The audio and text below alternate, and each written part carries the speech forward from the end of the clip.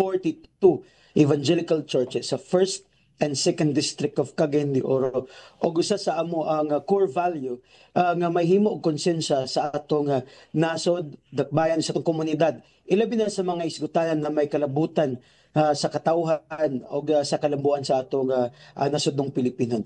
Now, nagpagawas kami o nagpalugwa kami og collective statement may tungod sa nagpasulabi nga flood control scandal o ubay pa nga mga graft and corruption cases nga nahitabo diri sa dakbuok nasod the whole country in general. O mo kana ang ato ang panawagan nga una is that kidalang adunay manubag ini, no, there should be accountability nga manubag yun ang mga responsable sa pagpangawkaw sa kwarta sa katawhan.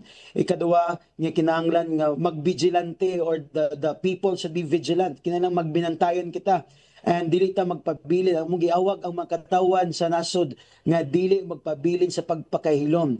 We must not continue to be in silent for dunay ka gatong we believe that a good man if good people will do nothing, evil will succeed. So kung ang mga katawan nga mga matarong magpabilin sa pagpakahilom, magpadayon sa pagkamalampuson ang mga binuhatan sa mga tulibagbag.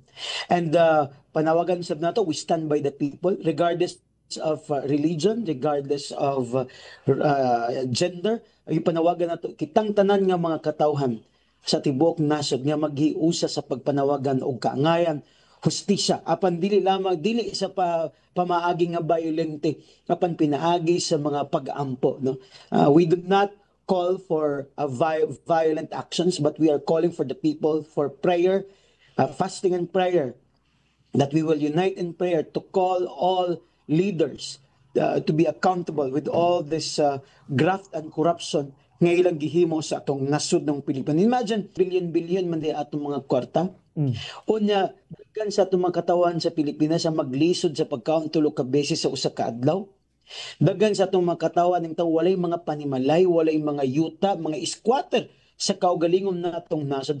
Whereas ang billion-billion din nato nga mga salapi gihigdaan, gipahimusdan sa pipila ka mga buaya sa katilingban sa atong nasod nga unta atong gisaligan nga mooy may moagak sa atong mga katawhan.